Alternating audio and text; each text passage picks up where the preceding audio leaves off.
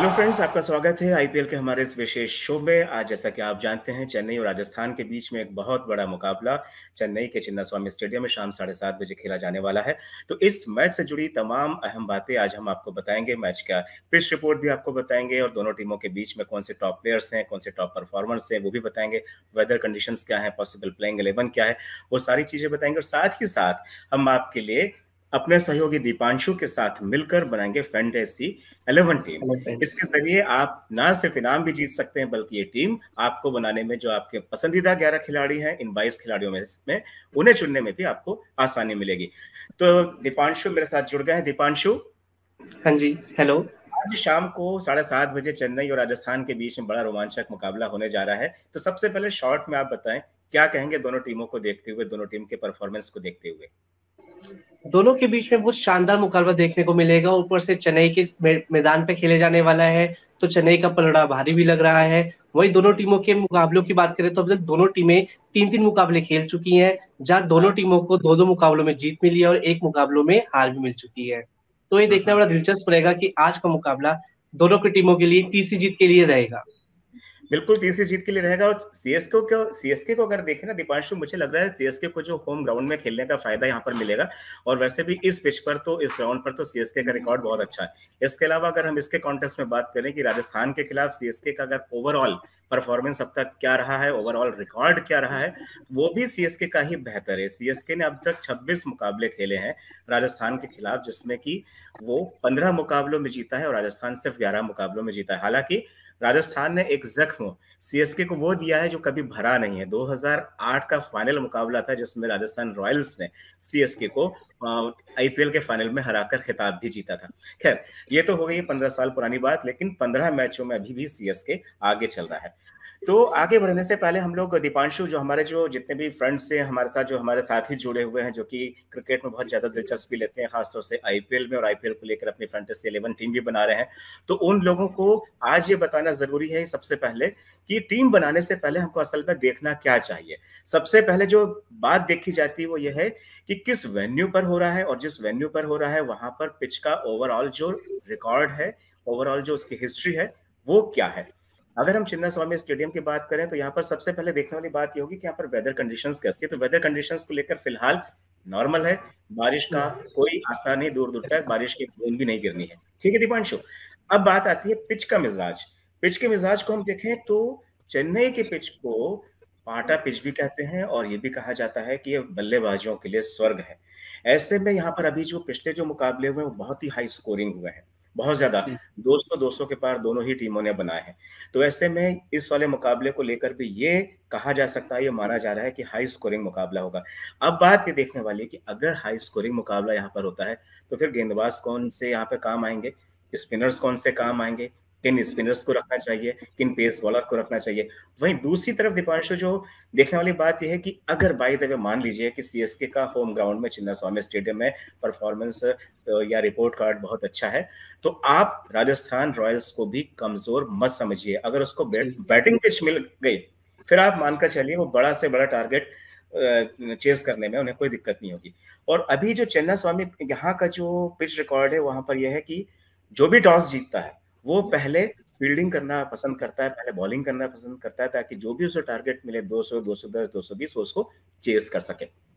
तो अभी तक यहाँ पर हाई स्कोरिंग मैचेस ही हुए, लेकिन आज देखने वाली बात होगी कि कौन सा यहाँ पर बल्लेबाज टॉप परफॉर्मर होता है, कौन सा गेंदबाज टॉप परफॉर्मर होता है। क्योंकि ये पिच देखा जाए तो बल्लेबाजों की भी है, देखा जाए तो गेंदबाजों की भी है, लेकिन किसी भी नजरिए से देखें तो हाई स्कोरिंग मुकाबला होगा। तो हम लोग अब कुल मिलाकर पिच की तो हम लोग बात कर ही चुके हैं दीपांशु। अब हम लोग अपने फैंस को, टीम को लेकर, हम जो हमारी जो फैंटेसी 11 है उस पर हम लोग चर्चा करते हैं। तो पहले आप बताएं कि आपने अपनी टीम क्या रखी है, आज के मुकाबले के देखते हुए आपने किन किन प्लेयर्स को मौका दिया है?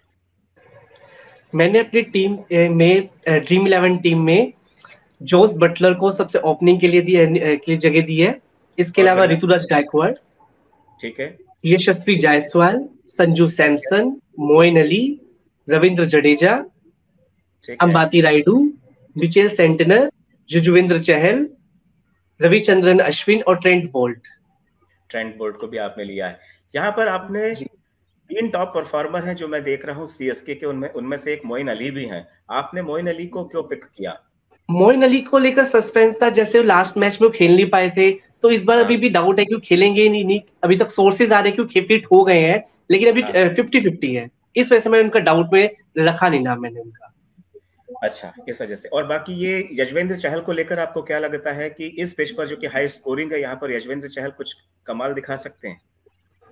जिस तरह से उनकी लेग स्पिन है वो एक तरह से बहुत ही कारगर होगी, और जिस तरह से उन्होंने लास्ट मैच में 4 विकेट भी लिए थे, तो एक तरह से देखने वाला रहेगा कि ये जो सीएसके के बल्लेबाज है उनके रोकने का काम करेंगे। तो सीएसके के बल्लेबाज एक बार फिर से बताइए, आपने कौन कौन से चुने अपनी फैंटेसी 11 में? सीएसके के बल्लेबाजों में मैंने रखे हैं, अंबाती रायडू को रखा है सिर्फ मैंने, और इसके अलावा मैंने ऋतुराज गायकवाड़ को रखा है मैंने।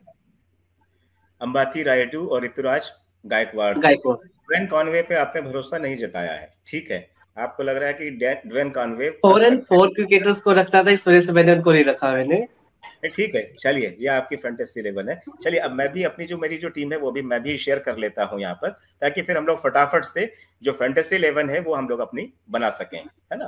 तो इस वक्त जो 11 खिलाड़ी जो मैंने अपने जो सोचे हैं अपनी फैंटेसी 11 के हिसाब से, ड्वेन कॉनवे को सोचा है, ऋतुराज गायकवाड़ को सोचा है, अजिंक्य रहाणे को सोचा है, Ravindra Jadeja, Mitchell Santner, Jos Buttler, Sanju Samson, Yuzvendra Chahal, R Ashwin, Yashasvi Jaiswal और ट्रेंट बोल्ट। ये मेरे 11 खिलाड़ी हैं जो मैंने चुने हैं। आप स्क्रीन पर देख सकते हैं, यजुवेंद्र चहल हैं साथ में, आर अश्विन है, इनको मौका दिया है क्योंकि आर अश्विन कमाल का, और इनका होम ग्राउंड भी चेपॉक का है, तो उनको उसका फायदा उठाना भी जरूर समझेंगे, फायदा भी जरूर समझेंगे। ट्रेंट बोल्ट को रखा है, ड्वेन कॉनवे को आपने ड्वेन कॉनवे को नहीं रखा, मैंने रखा है इस बार। हाँ जी। ऋतुराज गायकवाड़ को भी मैंने रखा है। अजिंक्य रहाणे, पिछले मैच में आपने इनका देखा खेल, गजब का 27 गेंदों में 61 रनों की पारी खेल के इन्होंने एक तरह से वर्ल्ड कप का जो फाइनल होना है वर्ल्ड कप टेस्ट का, उसके लिए तो दावा ठोक दिया। मिशेल सेंटनर को रखा है, जॉस बटलर को रखा है, संजू सैमसन को रखा है। यहाँ पर जो मैं एक बार अपने जो हमारे जो दर्शक हैं, आप लोग सोच रहे होंगे कि ड्वेन कॉनवे या ऋतुराज गायकवाड़ इनको रखने के पीछे क्या वजह है, इनके सब रीजन भी आपको बता देते हैं। लखनऊ में जो इन लोगों ने पिछला जो मैच खेला, ऋतुराज गायकवाड़ और ड्वेन कॉनवे ने, इन दोनों ने शतकीय साझेदारी की थी, तो ये जोड़ी फॉर्म में है।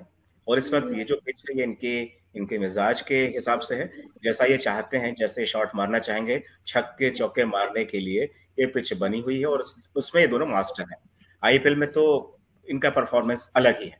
इसके अलावा अजिंक्य रहाणे को जो रखने की वजह है वो ये है कि पिछले मैच में जिस तरह से वो खेले हैं वो वाकई काबिले तारीफ है, और इस वजह से उन्होंने वर्ल्ड कप की जो टेस्ट का जो फाइनल होना है उसके लिए भी उन्होंने अपनी दावेदारी ठोक दी है, और महेंद्र सिंह धोनी इनको आज जरूर खिलाएंगे। अरे दीपांशु, मैं एक चीज और आपको बता रहा था कि आज हम लोगों ने इसमें से एक खिलाड़ी को, रविंद्र जडेजा को जो हमने रखा है, रविंद्र जडेजा को लेकर एक बात ये कहना चाहूंगा कि आज महेंद्र सिंह धोनी का 200 आईपीएल है ये जी। तो ये माना जाए कि रविंद्र जडेजा इस बार अपने गुरु जी को गुरु दक्षिणा दे पाएंगे मैच जिताकर। तो आज रविंद्र जडेजा को तो खेलना पड़ेगा जी, और बढ़िया खेलना पड़ेगा। और अगर उनकी बैटिंग आई तब सवाल ये भी है, बीच में अंबाती रायडू भी हैं, अजिंक्य रहाणे भी हैं, 20 ओवर हैं, और pitch no one can say कि क्या टर्न लेती है आगे।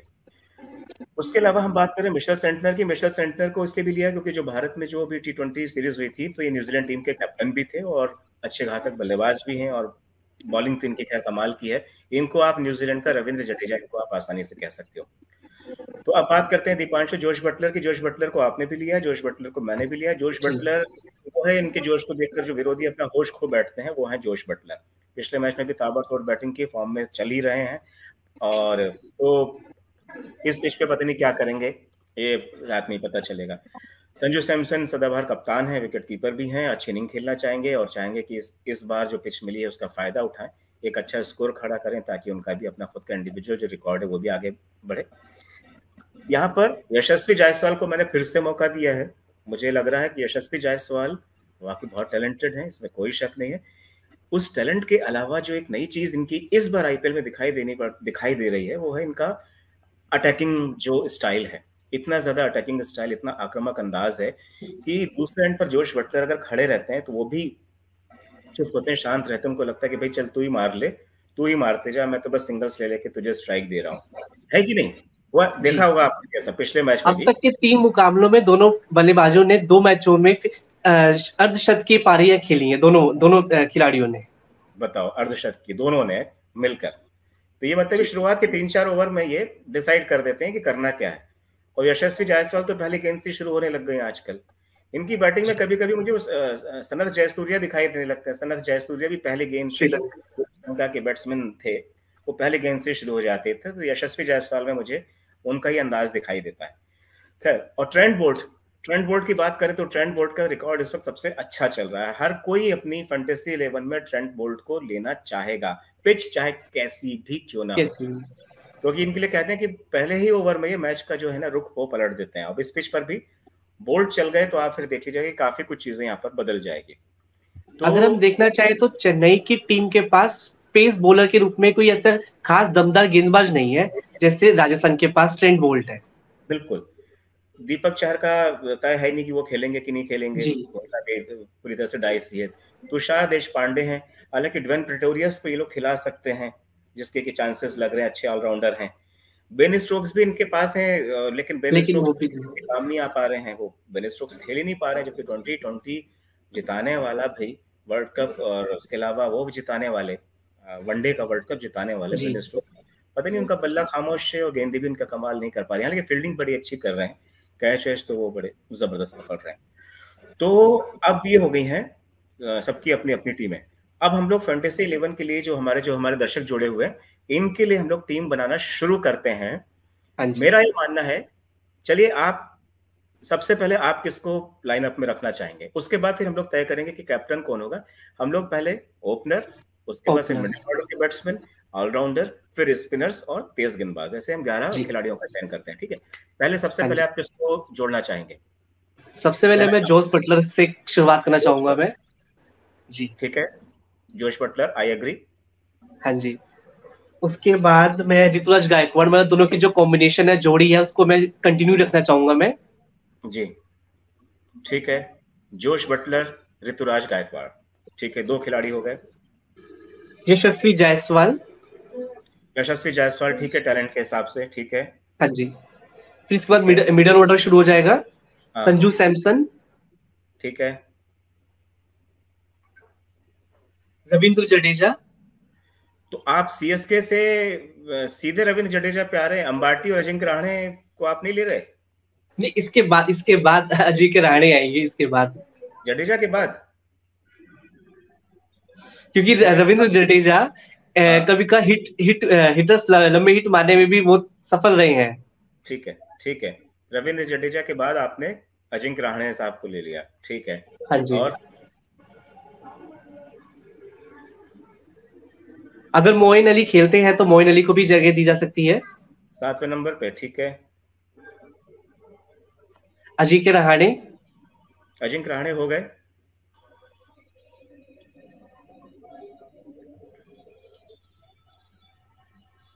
अंबाती रायडू, अंबाटी रायडू को उतना नीचे उतारने की जरूरत नहीं है, पर चलो खेल लेते हैं, ले लेते हैं, ठीक है, 8 हो गए।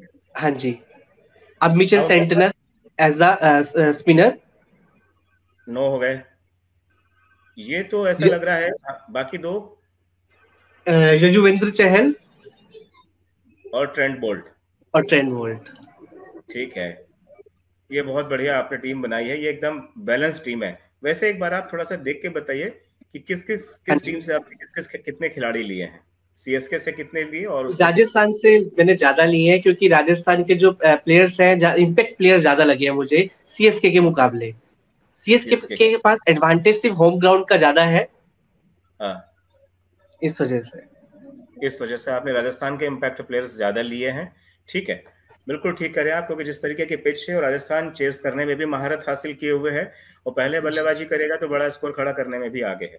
और राजस्थान के साथ एक जो प्लस फैक्टर है वो ये है कि इनके पास ट्रेंट बोल्ट है, जो आपने कहा ये बात बिल्कुल। यस जी। भाइयों आप लोग जो ये अभी तक देख रहे हो, हम लोग की बातचीत जो देख रहे हो, इसमें आप लोग ये अपनी टीम जो आप भी बनाए फैंटेसी 11, उसमें आप इन बातों का जरूर ध्यान रखें कि राजस्थान के पास सबसे ज्यादा इम्पैक्ट प्लेयर्स हैं, ठीक है। सीएसके की तरफ ठीक है, अजिंक्य रहाणे ने एक पारी खेल दी, रविंद्र जडेजा ने खेल दी, और ये ड्वेन कॉनवे और ऋतुराज गायकवाड़ फॉर्म में चल रहे हैं, दो लोग तो हैं खेलने वाले। लेकिन अगर गेंदबाजी का उनका पक्ष देखें तो सिर्फ दो allrounder, Mitchell Santner, Ravindra Jadeja, या तीसरे ऑलराउंडर हो गए मोइन अली साहब, वो हो गए, तीन लोग हैं। इन तीन के दम पर ये 11 विकेट नहीं निकाल सकते। लेकिन वहीं पर अगर हम लोग राजस्थान रॉयल्स की तरफ देखें तो जोश बटलर जबरदस्त फॉर्म में है, यशस्वी जायसवाल फॉर्म में है। कोई पिछली बार तो यशस्वी जायसवाल का दीपांशु मुझे लग रहा था कि सेंचुरी नहीं मार दे, हालांकि उसने मौका गवाया, लेकिन सेंचुरी भी वो हिट सेंचुरी एनी टाइम, है ना। तो दीपांशु ये तो ठीक रही है, आपने अपनी जो फैंटेसी 11 है आपने वो बता दी कि आपने क्या क्या मेरी टीम को देखते हुए, मेरी टीम के खिलाड़ियों को देखते हुए और अपनी टीम के खिलाड़ियों को आपने आपस में मर्ज करते हुए एक फैंटेसी 11 तैयार की। अब मैं भी कुछ चेंजेस के साथ में जो फाइनल फैंटेसी 11 है जो अपने दर्शकों को बताना चाहूंगा, खास तौर से स्पार्टा पिच को लेकर, और उस पिच को लेकर जहां पर की जो कि हाईएस्ट स्कोरिंग रहेगा, और उस पिच को लेकर जहां पर कि जो पहले बल्लेबाजी करेगा वो भी ज्यादा टारगेट बना सकता है, और जो चेस करेगा वो हमेशा फायदे में रहा है। भले ही ये पिच बल्लेबाजों के लिए स्वर्ग हो, इसके बावजूद यहाँ पर बॉलर्स की अपनी कीमत है, और कोई ऑलराउंडर है तब तो फिर कहने क्या। तो मैं अपनी टीम को बताना चाहूंगा, ठीक है, आपने ड्वेन कॉनवे को नहीं रखा था, मैंने अपनी जो पहली जो फैंटेसी 11 बनाई थी उसमें ड्वेन कॉनवे को मैंने रखा था। लेकिन अब मैं ड्वेन कॉनवे की जगह यहाँ पर मैं जोश बटलर को लेना चाहूंगा, और ऋतुराज गायकवाड़ सीएसके से मैं लेना चाहूंगा। इसके अलावा मैं रविंद्र जडेजा को मैं रखना चाहूंगा यहाँ पर, और मिशेल सेंटनर को मैं रखना चाहूंगा। राजस्थान के लिए आपने जो कहा कि यहाँ पर सबसे ज्यादा जो इम्पैक्टिव प्लेयर्स हैं उनका जो खुद का रिकॉर्ड बहुत अच्छा और अच्छा परफॉर्म कर रहे हैं, उस लिहाज से संजू सैमसन वाकई काबिल तारीफ है, तो संजू सैमसन को भी मैंने पिक किया है। राजस्थान की तरफ से देखूं तो मैंने यहाँ पर यजुवेंद्र चहल को भी मैं पिक कर रहा हूँ, साथ में मैं यशस्वी जायसवाल को पिक कर रहा हूँ, ट्रेंट बोल्ट को मैं पिक कर रहा हूँ। कुल ये हो गए 8 बल्लेबाज। सीएसके की तरफ से मिडिल ऑर्डर को देखते हुए और फॉर्म को देखते हुए मैं यहाँ पर अंबाटी रायडू को मैं खिलाना चाहूंगा। अंबाटी रायडू मुझे यहाँ पर ठीक लग रहे हैं मिडिल ऑर्डर। अगर बाई द वे अगर शुरुआत में कुछ झटका मिलता है सीएसके को तो अंबाटी रायडू यहाँ पर संभालने के लिए अच्छे हैं। इसके अलावा मैं मोइन अली को यहाँ पर खिलाऊंगा, क्योंकि मोइन अली अच्छे ऑलराउंडर हैं, और अगर वो आज ठीक हुए तो वो खेलेंगे। इनकेस अगर मोइन अली को नहीं खिलाते हैं तो उनकी जगह ड्वेन प्रेटोरियस को रखूंगा। और जबकि 11वें नंबर पर यहाँ पर जो मुझे जो समझ में आ रहा है इस पिच को देखते हुए, क्योंकि ट्रेंट बोल्ट है यहाँ पर, लेफ्ट हैंड के तेज गेंदबाज हैं इसके पास, राजस्थान रॉयल्स के पास, तो सीएसके को देखते हुए मैं यहाँ पर तुषार देशपांडे को रखना चाहूंगा। इस तरह ये मेरी अपनी जो फैंटेसी 11 है वो इस तरीके की है जो सामने आपको दिखाई देगी। जी दीपांशु, तो आप कुछ कहना चाहेंगे, टॉस को लेकर कुछ कहना चाहेंगे? ये तो फैंटेसी 11 बन गई, काफी कुछ जो आपने सोचा, काफी कुछ मैंने सोचा, हम लोग एक ही जैसा सोचा और उसी को देख के हमने ये टीम बनाई है। अब बाकी अब इनका देखेंगे मैच के बाद, मैच के दौरान कौन कितना परफॉर्म करता है, ताकि जब हम दोबारा फिर जुड़ेंगे अगली टीम की फैंटेसी 11 बनाने के लिए अगले मैचों को देखते हुए, तो हमारे जितने जुड़े हुए जो दर्शक हैं वो कुछ नई चीजें और समझ पाए, जान पाए। लेकिन एक बात मैं यहाँ पर आपसे कहूंगा दीपांशु, जो कि बड़ी अजीब सी लग रही है, लेकिन क्या करें, मजबूरी ऐसी है कि आज सीएसके का मैच है, राजस्थान के साथ है, सीएसके के कप्तान है माही, आज उनका 200वां मैच है, उसके बावजूद ना तो माही को आपने जगह दी, ना माही को मैंने जगह दी। सवाल यही है कि उनका डाउन जो बैटिंग ऑर्डर इतने नीचे है, कभी वो 7वें नंबर पर आ जाते हैं 3-4 गेंद खेलने के लिए, 4-5 गेंद खेलने के लिए, तो उस वजह से ये है कि माही को हम लोग चाह कर भी अपनी जो फैंटेसी 11 में उसमें हम ले नहीं पा रहे हैं। जबकि देखा जाए तो क्या गजब का फॉर्म है उनका इस वक्त, पहली ही गेंद पर अगर वो 6 मार के आगाज करते हैं तो क्या फिर कहा जाए। लेकिन चलिए, ये भी एक विडंबना है, कोई बात नहीं। तो साथियों, ये थी हमारी फैंटेसी 11, और हमें उम्मीद है कि आपको हमारी फैंटेसी 11 आपको अपनी टीम बनाने के लिए काफी मदद देगी, और आप उम्मीद करते हैं आपने काफी कुछ यहाँ पर सीखा, जाना होगा। एक चीज का जरूर ध्यान रखें, जब भी आप टीम बनाएं तो मैच का वेन्यू और पिच रिपोर्ट जरूर देख लें। उसके साथ साथ ये भी देख लें कि किस टीम का गेंदबाज सबसे दमदार है और किस टीम का बल्लेबाज सबसे दमदार है। उसका पिछला रिकॉर्ड तो देखिए, साथ ही मौजूदा फॉर्म देखना भी बहुत जरूरी होता है, क्योंकि 22 खिलाड़ियों में से आपको सिर्फ 11 खिलाड़ी चुनने हैं, और अगर खिलाड़ी 3-4 परफॉर्म नहीं कर पाए तो पूरी टीम ही हमारी एक तरीके से फेल हो जाती है, मेहनत बेकार हो जाती है। तो फिलहाल हमारी आज की इस पेशकश में इतना ही। दीपांशु, बहुत बहुत धन्यवाद। कल हम लोग फिर हाजिर होंगे नए मुकाबले के साथ, नई फैंटेसी 11 टीम बनाएंगे। बहुत बहुत धन्यवाद। थैंक्स टीम, थैंक यू दोस्त, bye, have a great day और एंजॉय द मैच।